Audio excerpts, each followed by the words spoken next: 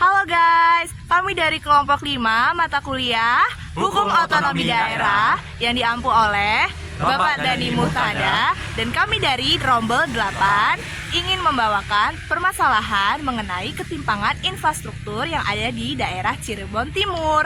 Tapi sebelum masuk ke pembahasannya, kita perkenalan dulu ya. Ada aku, Nelly Tripraditya, dengan NIM belakang 361. Ada aku, Maulana Habibie Yahya, dengan NIM belakang 362. Ada aku, Muhammad Harb, dengan di belakang 645. Dan aku, Muhtar Maulana Yusuf, dengan di belakang 646. Stay tune guys, see you!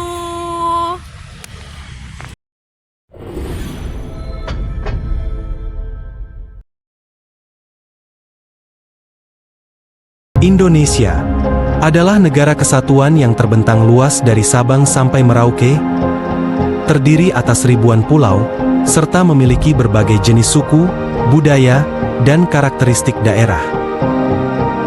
Dengan kondisi geografis dan sosial yang begitu kompleks, Indonesia memiliki banyak daerah dengan kebutuhan dan potensi yang berbeda-beda. Sebagai negara kesatuan, pada awalnya seluruh kekuasaan pemerintahan bersifat terpusat di tangan presiden. Namun, seiring berjalannya waktu dan tuntutan untuk pemerataan pembangunan serta pelayanan publik yang lebih efektif, muncul kebutuhan untuk mendistribusikan sebagian kekuasaan tersebut kepada daerah-daerah. Inilah yang menjadi dasar lahirnya konsep otonomi daerah. Melalui pembagian kekuasaan ini, pemerintah daerah diberikan kewenangan untuk mengatur dan mengurus urusan pemerintahan sendiri sesuai dengan kondisi lokal masing-masing. Lantas, apa itu otonomi daerah? Otonomi daerah adalah hak kewenangan dan kewajiban daerah otonom untuk mengatur dan mengurus kepentingan masyarakat pemerintahan setempat sesuai peraturan dan perundang-undangan. Jadi secara sederhana, otonomi daerah adalah kemampuan daerah untuk mengatur dan mengelola urusan sendiri dengan tujuan meningkatkan kesejahteraan masyarakat dan kepentingan daerah untuk mengembangkan daerah. Penyelenggaraan otonomi daerah baru bisa dirasakan sepenuhnya setelah Indonesia mengalami reformasi besar-besaran di tahun 1998. Negeri ini dikuasai oleh fasis militer yang sewenang-wenang menginjak-injak hak rakyat, menginjak-injak kita semua. ABRI.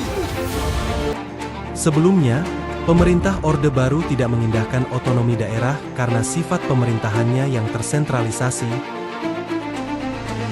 Meskipun konsepnya sudah tercantum di dalam Undang-Undang Nomor 5 Tahun 1974. Konsep otonomi daerah dibuat agar negara dapat mengetahui permasalahan tiap daerah dengan lebih pasti. Salah satunya adalah Kota Cirebon.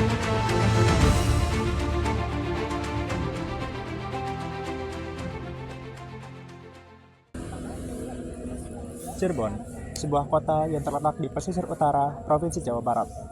Dikenal sebagai tempat transit bagi para pemudik yang akan berangkat dari Jakarta menuju kota-kota di daerah Jawa Timur dan juga Jawa Tengah. Cirebon juga dikenal sebagai kota udang dan memiliki nama yang berasal dari bahasa Sunda. Cirebon berasal dari bahasa Sunda, yakni caruban, yang artinya campuran. Hal ini didasarkan pada bagaimana budaya di Cirebon sangat beragam dan saling berakulturasi, seperti budaya-budaya Jawa, Sunda, Tionghoa, hingga Eropa. Selain memiliki budaya yang beragam, Cirebon juga memiliki sejarah yang cukup panjang. Cirebon juga menjadi salah satu kota yang menjadi titik penyebaran Islam di Pulau Jawa melalui Sunan Gunung Jati dari Wali Songo. Selain memiliki sejarah yang panjang dan budaya yang beragam, Cirebon juga memiliki kuliner yang khas seperti nasi lengko, jamblang, empal gentong, dan sebagainya. Namun, di balik semua keindahan dan pesonanya, Cirebon memiliki segudang masalah yang cukup mendalam. Terutama di bagian infrastruktur, sebut saja di daerah Cirebon Timur. Kerusakan jalan yang cukup parah menjadi masalah yang cukup lama, sejak tahun 2018.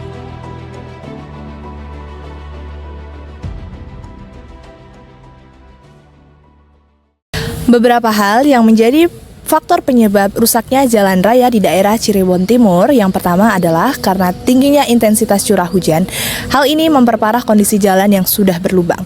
Genangan air yang terus-menerus membuat aspal cepat rusak.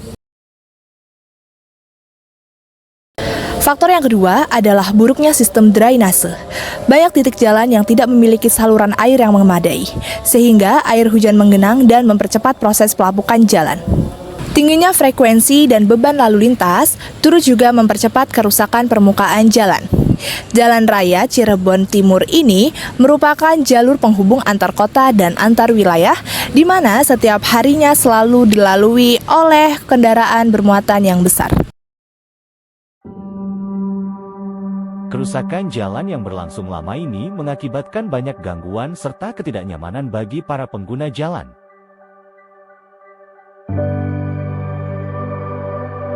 Hal ini kemudian mendorong masyarakat di daerah Cirebon Timur untuk melakukan protes dan unjuk rasa dalam berbagai cara.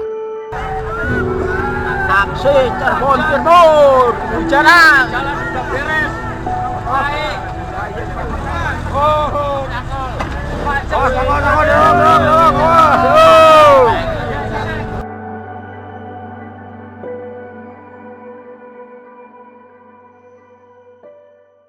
Nah, teman-teman, permasalahan terkait infrastruktur jalanan yang rusak tadi harus diatasi dengan beberapa solusi berikut ini.